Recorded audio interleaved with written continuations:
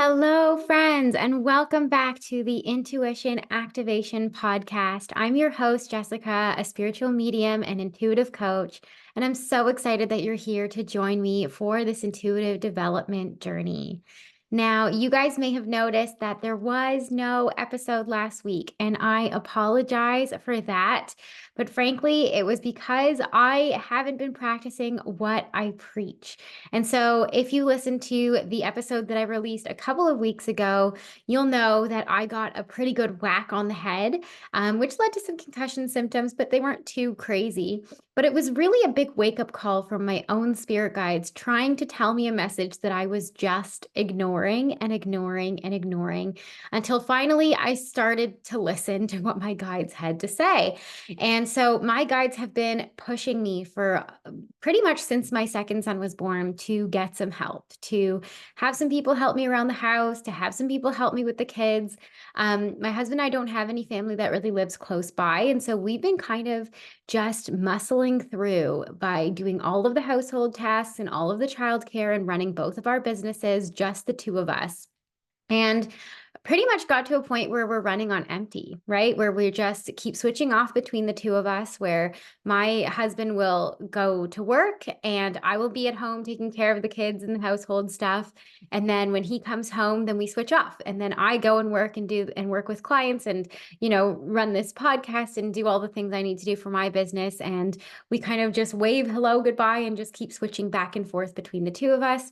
And I just really felt like, you know what, it's fine. This is just a season of our life. The kids will get older. This will get easier.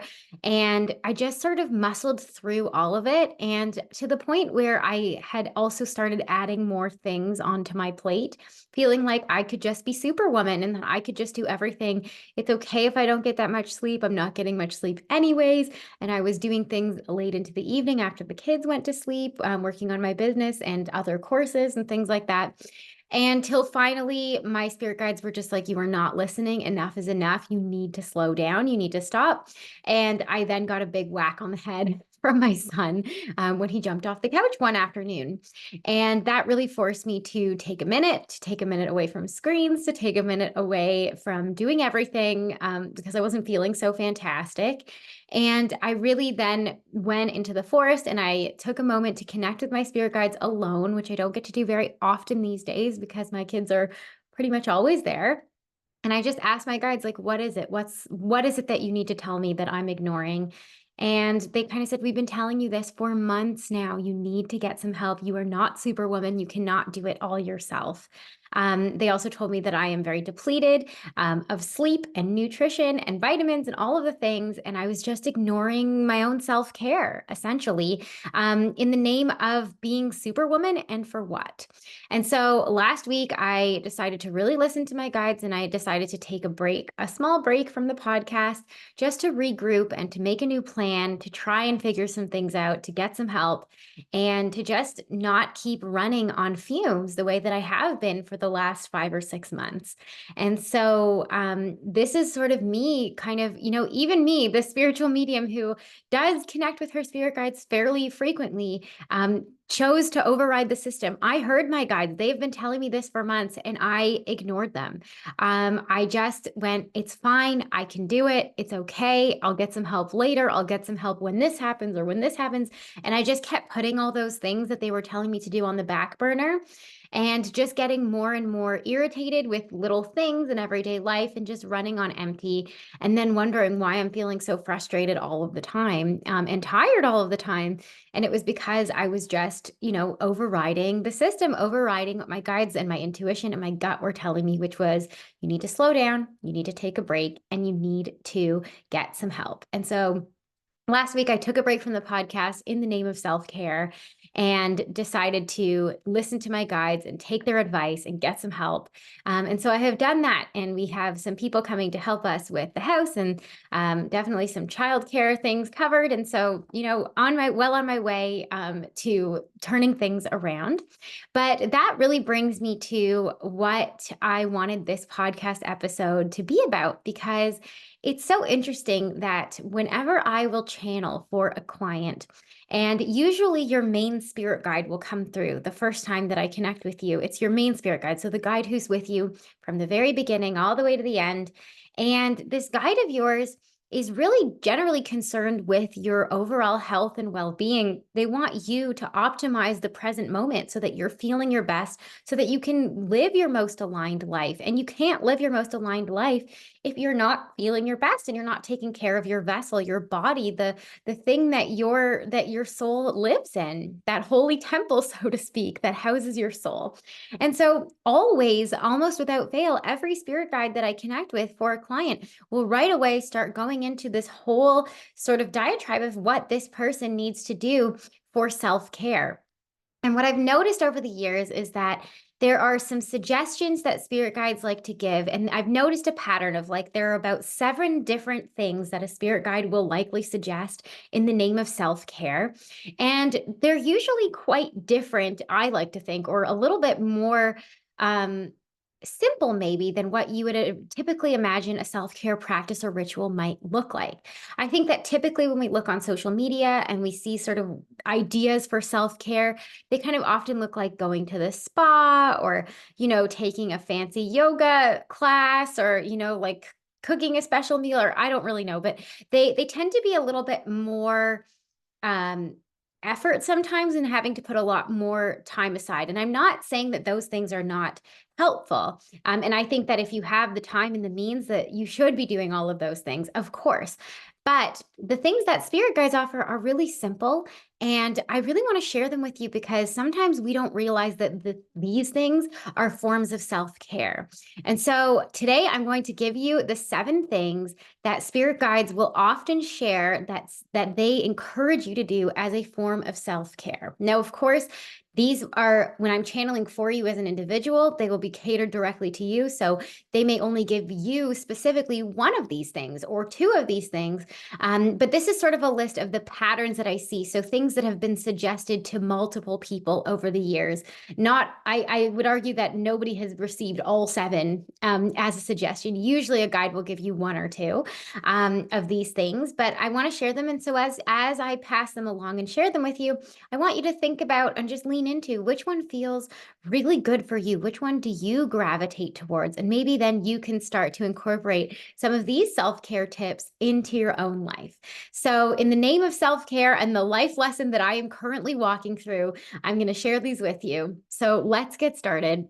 And I want to share always that when I do channel for a spirit guide, when we talk about these self-care practices, they're rituals or things that really have a little bit more to do with recharging your battery or refilling your cup, so to speak. And so when we sort of talk about your overall energy field, right? I talked about that in your aura in the episode when I talked about how to read and interpret your aura. This is really what your guide is talking about here. And they give some really good tips on how you can be filling your cup up so that you have the most amount of vital energy, so that you feel like your cup is full, that you feel like your best self, so that you feel like you can be just pouring into others or pouring into the work that you're here to do because you feel so invigorated and so amazing.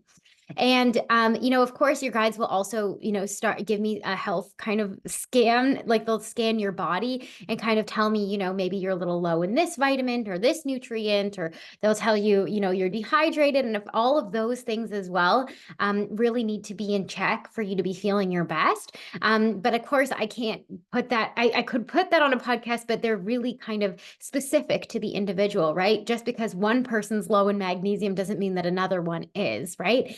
So that's usually included in the sort of self-care routine or kind of speech that your spirit guide will give you at the beginning of a session. They'll always kind of start with like, here are the things that your body is needing. Your body is low in iron. Your body is low in magnesium. You need some calcium. Maybe you have a cold coming on and they're going to tell you to do some things to counterbalance that or to counteract it before it comes. So that's always where they'll start, is sort of what does your body need? Where are you depleted? And then from there, they'll start to give some tips, the self-care practices that you should be incorporating into your day-to-day life so that you can just always be replenishing your cup or recharging your battery, so to speak. So let's talk about the first one because this is one of my favorite ones. And so the first form of self-care that guides will give to, again, to some people, not all, is sunshine. And I know this, like I said, these sound sillier or more simple than you think they might be. And this is what I mean, that self-care and self-care routines from Spirit Guide are actually so simple and can be done so easily. And that's kind of nice because it's so doable. And so what do they mean by sunshine? Well, there are some people who just crave sunlight.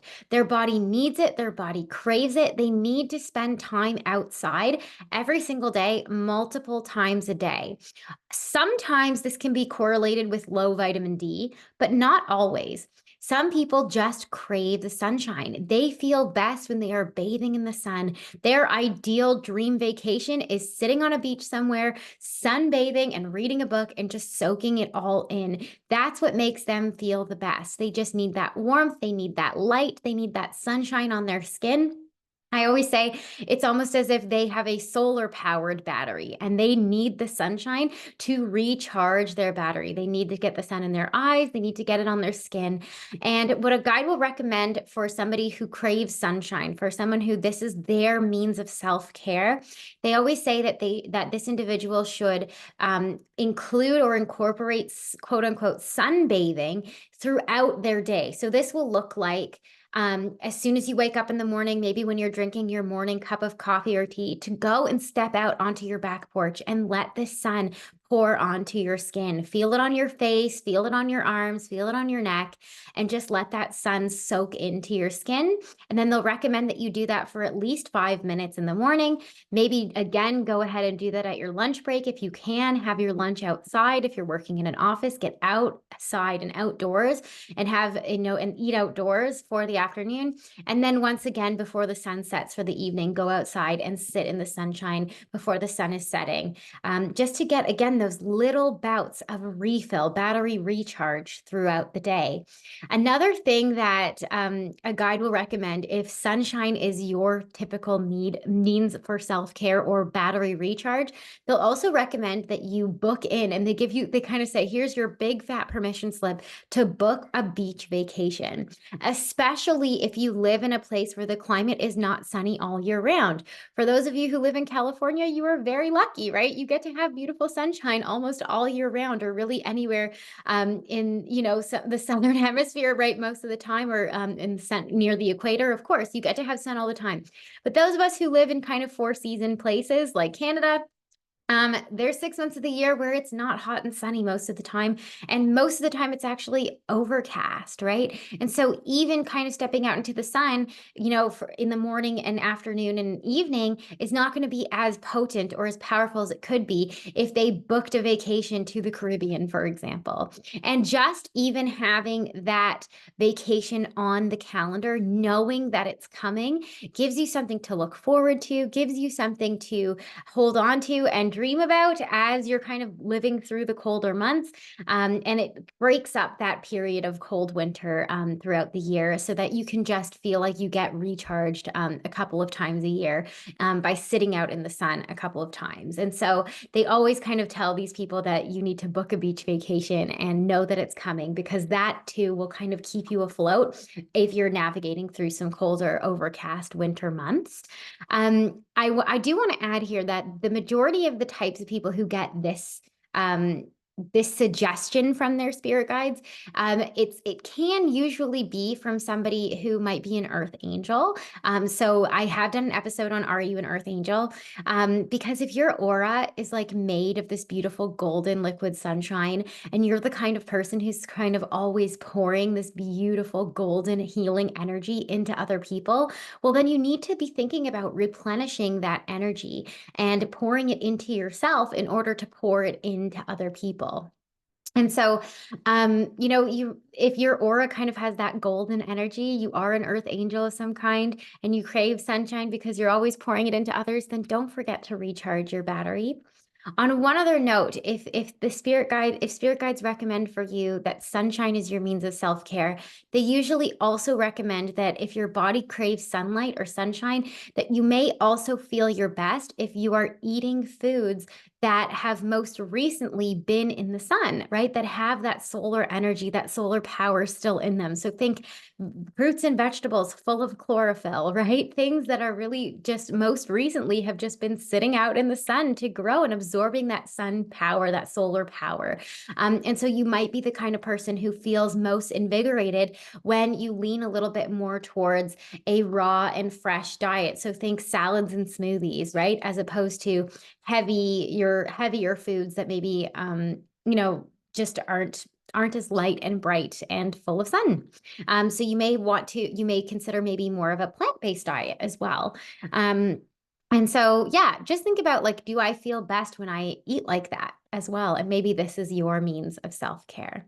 So that's sunshine. Sunshine is a means of self-care and all the ways to incorporate more sunshine into your life. And I always love getting that one for people. I do also want to say that you may also get that one if you were born or raised or grew up in a sunnier place.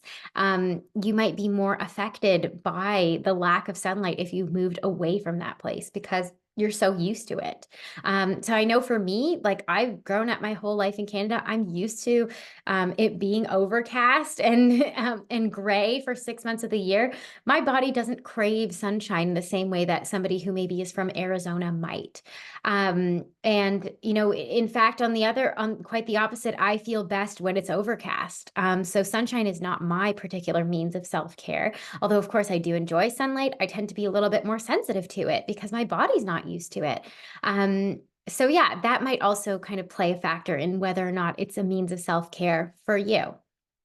So let's talk about the next one. So number two, and this is sort of on the same vein, but it's a little bit different. And this is warmth, incorporating warmth into your life. Now, this kind of sounds a little bit silly, but there are some people who tend to run a little bit cold. Maybe you have cold hands and feet. Maybe you just hate the cold, right? You just like winter comes and you're like, I'm going to be cold for 6 months now, right? And that's it. Maybe you just crave warmth. And these type of people who are craving the warmth, this is different than craving sunshine. Of course, sunshine offers warmth, but you need to actually warm up your internal body temperature. Your body is expending so much energy trying to keep you warm that when you are cold, you can't function. You don't feel like yourself. You're tired. You can't think straight. Your brain shuts down. And your body is just spending so much energy trying to get you to feel warm. So when a spirit guide recommends warmth as a means of self-care, they mean literally do whatever you can to get warm. So this can look like on the bigger side of things, going into a sauna or a hot tub or a warm bath or a warm shower. And on the easier side of things or the more accessible side of things, wearing lots of warm sweaters, fuzzy socks, heating blankets, cuddling up in a cozy blanket, holding on to a cup of tea and drinking it throughout the day to warm your internal temperature, eating and drinking warming foods, grounding foods, right? These are the things that your body needs to feel your best. If you are always kind of leaning towards a feeling of cold, even if you live in a hot climate, but there's air conditioning everywhere, or you just tend to run colder than most people, then you need to prioritize warmth for your body to feel its best, for you to have the energy you need to do the things you want to do. And so that may look like wearing warmer clothes even when nobody else is. This may look like always having a warm, travel mug with you and just sipping that throughout the day to help raise your internal body temperature. And then on the bigger side of things, booking in times to go to certain spas or gyms that maybe have red light saunas or just regular saunas, or making sure that you take a warm bath to raise your internal body temperature. So this one, it comes through a lot. Like it's almost as if you feel like you might be cold-blooded or something, right? Like you just need that warmth. And so if you're not prioritizing warmth and you tend to run cold, you're really not going to feel like yourself unless you really are making that a priority and incorporating these little things throughout your day as a means of self-care. And the great part about this is, as I said, it's pretty simple. Just have to wear some warmer clothing and drink some tea throughout the day, and I'm going to feel like my best self. I mean, it's so doable. And I love that about these suggestions that spirit guides give. So number 2 is warmth. Okay, number 3 is water. Now, what do I mean by water? So this can look like two sides of things. So on the grander scale of this is that you feel best when you are by the water. So this can look like literally living by the water in a coastal place, right? So living by the ocean or by a lake or a river. This can also look like actually being in the water. So swimming, taking warm baths or getting in the bath or at the shower. Even just having your hands underwater can be a means of self-care. You maybe feel best when you are immersed in water and or beside water. This is also the type of soul who would typically get this suggestion to as water as a means of self-care is potentially a starseed in the sense that they have come from some sort of mermaid-like realm. So possibly Lemuria, possibly and Atlantis, right? So perhaps your soul has spent some time as a mermaid, and therefore water feels like home for you, and your body's craving it, your body's missing it, and so you're needing to incorporate this a little bit more into your life. And so this can look like, again, if you live by the water, to definitely spend or schedule in as much time to go and be by the water, go for a walk along the beach throughout your week, as often as possible, go jump in the lake whenever you can, go for a swim, invest in some good gear and swim for your exercise, right? Being immersed in the water feels good. On the smaller side of that scale, that can be just incorporating a good warm bath, throughout every day or a couple of times a week would feel really, really good.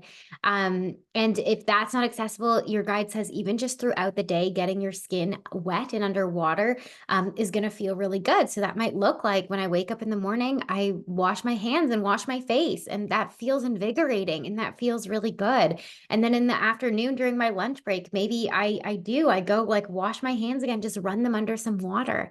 And then later on in the day, maybe when I'm done my workday, I'm going to go schedule a dive in the ocean or jump in a swimming pool and swim some laps. And that's what it makes my body feel most alive and me feel most invigorated. Water can also include actually ingesting the water. And so you may be an individual who tends to get dehydrated easily as well. And so Spirit Guide will often suggest that you not only drink more water than the typical or average person, but that you ensure that that water is getting absorbed well. So this may look like mineral water or including electrolytes into your water routine so that the water is really getting absorbed and your body's really holding onto it and retaining it, instead of it just passing through. So water is the next one. So let's talk about number 4. Number 4, I kind of labeled it as 2 different things, but they kind of mean the same thing. So it's either fresh air or nature. And the reason I compiled them together is because I would argue that the freshest air is out in nature. And so when your guide is saying that your means of self-care is fresh air and or nature, it's like what we would maybe call like forest bathing, for example. And what do I mean by forest bathing? I mean literally go and stand in a forest, away from the skyscrapers and away from the buildings and away from the smog and the heat and the smells of the city, and go where the air is fresh. Breathe in clean, cool, fresh air. And always the oxygen quality is going to be better when you're surrounded by nature, when you're surrounded by plants and trees, and just greenery. And so the more that you can incorporate this into your day is going to be invigorating. So similar to the idea that from the sunshine one of like, how can I incorporate this throughout my day? This could look like as soon as I wake up, I go outside and breathe in the fresh air and have my breakfast on the balcony or on the back porch while I'm breathing in that sunlight, that fresh air, that nature, right? Maybe then that looks like going for a walk, right? Incorporating a walk into my day as breaks throughout my day so that I'm getting fresh air. It's how can I get away from the stale air that exists indoors and be outdoors as much as possible? And then to up-level that, how can I be out in the freshest air possible, which would be surrounding yourself by nature, by trees, by ocean even. It's usually trees, though, I would say, right? Where the oxygen is really, really, you can smell the difference in the forest for sure. The air feels fresher. And so, yeah, that's sort of one of those ones where you kind of have to be intentional about it. But of course, based on what's accessible to you on a regular, typical day, it is enough to just incorporate stepping outside outside several times a day and taking some really intentional deep breaths and getting that fresh air into your system. So that can look like, doing some breath work outside, right? That's going to feel way better than the air inside when you're doing it. So that's number 4. Number 5, I love this one a lot because a lot of us don't get this one very often, especially if you have kids. So number 5, form of self-care is alone time. And I always laugh at this one because when spirit guides offer this, it's always being offered to someone who like almost gets no alone time due to either the nature of their job or their family or whatever it is. It just feels like it's so inaccessible. And so the guides always get really radical with the ways that they suggest that you procure your alone time. Sometimes they'll say you should lock yourself in the bathroom so you can get 5 minutes of time to yourself. Or they'll even say you should, just go hide in your closet. Go for a walk by yourself with no headphones in so that you can hear your own thoughts. Get away from from other people so that you are not absorbing the energy from other people. Alone time is often suggested as a means of self-care if you are particularly empathetic, if you are a big empath, right? So earth angels, if you're listening to me, this one's for you as well. Star seeds, you too. You guys tend to be so intuitive, picking up so much on the energies of other people, the emotions of other people, that you can't feel like yourself because you're so tapped into what everybody else feels like and what their energy feels like that you can't seem to kind of know what you're needing right now, what your intuition is trying to tell you. And so you really have to take some time to yourself to have your own thoughts to yourself, so that you can incorporate and listen to what your body needs and not be spending all this time trying to attend to the needs of everyone around you so that you can feel okay. Now, guys, this one's really important, okay? Because especially us intuitives, right? People who tend to be very intuitive, we tend to go at this from a backwards way. We tend to really think that it's important for us because we are feeling the energies of everyone around us, we try to manage the emotions of everybody around us so that we don't have to feel their stuff. And so then we end up overgiving and overdoing and taking care of everybody else and being over generous so that we can feel okay. And this is where spirit guides say, it's the other way around. You have to feel okay first. You will have trouble creating that boundary around yourself so that you are protected if you do not spend time alone. So you have to spend and start and finish your day with alone time so that when you are walking around and exposing yourself to the energies and auras of other people, you are protected from them. So this can look like, as Spirit Guide said, locking yourself in the bathroom in the morning and taking a quick minute to just be with your own thoughts, or to visualize a protective bubble of energy around yourself so that nobody else's energy can penetrate your aura and your energy field. Okay. This can also look like going for a walk by yourself with no headphones and just allowing your own thoughts to come through, just allowing your intuition to have some space, because usually your intuition is so keyed into and tuned into the radio station of everybody else, you forget to look at your own needs. So just alone time. And even if you're doing nothing in that time alone, but you're just spending it without anybody around you, it's going to fill your cup up and then it'll give you more of the energy you need to spend time around the other people. So this one's not necessarily or the introverts, right? Introverts know that they need alone time. They tend to prioritize it. This is often for the individual who spends a lot of time with a lot of other people and forgets that they sometimes need downtime too. So that's alone time. If you feel like you don't need it, then maybe this is the one that you actually need the most. Let's look at number 6, blocking off time to do nothing in your calendar. Guys, these ones are so funny because I'm laughing because when spirit guides offer this message, they can be so sassy when they say it. This is for the person who loves to have a schedule. They overschedule their life.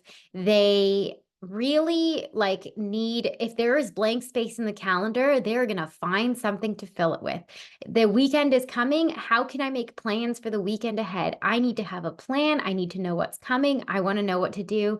And these are the people who tend to run themselves into the ground. These are the people who suffer often from burnout, who just feel like they can just keep going and going and going until their body tells them otherwise and they get sick.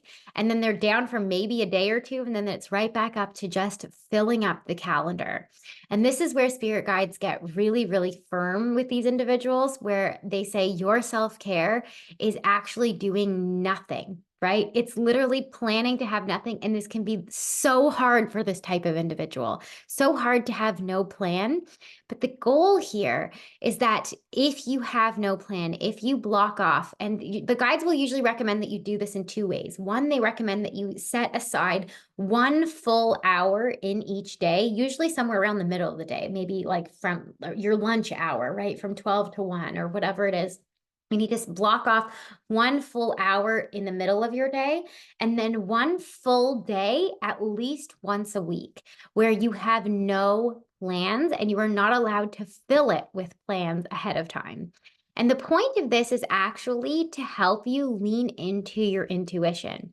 When you have that time blocked off and that moment comes where it's my nothing hour, then you get to lean into what would feel good for me to do in this moment. What would feel good right now? Not what did I plan a week ago and put it on the schedule and pay for, right? I didn't plan to, like this is not book a yoga class for that hour, right? Days ahead. It's what would feel good right now. And you can lean into what your body feels like. And when you can lean into that, you can kind of tune into your body and go, you know what, right now it feels really good to take a nap, right? Or right now, I just really want to go for a walk and stroll around the farmer's market. Or right now, it feels really good to chat with a friend on the phone, right? Whatever it is. But without having that time blocked off and giving yourself some unscheduled downtime, your calendar just never ends up being empty. And the things that really fill your soul always get put on the back burner, and you never do the things that feel good for you. Instead, you do the things you feel you should do rather than the things that your body is craving in the moment. And sometimes it might look like just watching Netflix for an hour, right? But it could also feel like just doing nothing, right? I can just sit here. Maybe I meditate, right? Maybe that feels good. Maybe I just want to write in a journal, or I just want to listen to some music and cook a good, nourishing meal for myself. Whatever it is. And this is really for the person who just tends to have a schedule, who finds dis-ease in the having nothing planned and feels like they are being unproductive if they schedule off nothing. This is also the kind of person who, if there is a blank space in their calendar, they will always find a productive way to fill it. It usually has something to do with your story around self-worth, that if I'm doing nothing, then I'm not being productive, then I'm not worthy in some way. And so if this one is hard for you, this just me even talking about this sounds challenging for you, then there's a mantra that you need to tell yourself. And I have mentioned it before, but this one comes up a lot when this form of self-care comes through. It's that you need to remind yourself there is nothing that I need to do to be loved. There is nothing I need to do in order to be loved. I get to just be, and I am lovable inherently. I am inherently lovable. And therefore, even if I just take a nap in this moment, that does not say anything about who I am or my lovability or worthiness. So this one is a hard one for a lot of people. And if this is feeling hard for you, then this is probably the self-care that you most need. Okay, let's talk about the last one. The last one, number 7, is journaling. And now, this is not the typical type of journaling that most people might hear about in a self care type talk, where it's like I create a journaling ritual, a journaling practice or ritual where every night before I go to bed, I dump, I mind dump onto a paper, I write my thoughts, or I'm sure if people have read The Artist's Way, right, that you wake up and do your morning pages and you do that every morning. This is not that. What this is when we say journaling, this is sort of you starting to open up again your intuitive practice. This is in an occasional journaling. It's when the thoughts in my head are swirling so fast that I just am anxiety ridden, right? With all of the to-do lists and all of the things, the problems I'm trying to solve, and all of the things that I just need to make sure that I remember to remember. And they add to a level of sort of low grade cortisol pumping through my system all the time. This is the self-care practice for you, where it's sort of like when the emotions get pent up, when I'm fixating on something, when I'm stuck on a problem, when I just can't seem to get out of the spinning cycle of thoughts in my head. I need to put it out on paper, because when I move it from my mind onto a piece of paper, it feels less scary. This is so important, guys. This is sort of like an emotional vomit onto the page, right? All of the built up, pent up emotion that I'm thinking, all of the anxiety ridden things I'm feeling, even just the to do list that I'm trying to tell myself to remember, right? I need to put it out all on the page, knowing that when it's on paper, it is there in a physical form and I can worry about it later. I can always come back to it. If we let it swim in our minds, we can't go back to it, or we can't go back to it. We have to keep telling ourselves we have to stay here until the problem gets solved. When we put it on a paper, we know that there's a physical place where if I need to remind myself of it, I can go and look at that page again. So this is sort of like an emotional purge, if you will. If there's a problem you need to solve, when you write it out, the clarity comes. If you are the type of person who tends to ruminate on a problem, overthink a situation, or even continue to reflect on a situation that has already happened. Did I handle that well? Did I say the right thing? Did I do the right thing? This is when you need to grab a journal, a pen, and a paper and just start writing all of your feelings out about it, because it will do all of the spinning that is happening in your mind will not get solved until you lay it out clearly onto a paper. The best metaphor that I get from spirit guides when they're talking about this is they sort of talk about when you think about turning on a rusty faucet, right, or a dirty faucet. There's going to be sludge that comes out of that faucet for a while. That's all of the gunk that's swimming out that's spinning around in your head. And then eventually the tap runs clear, the water runs clear. Your clarity and your ease and your peace of mind will always come when you get the sludge out first.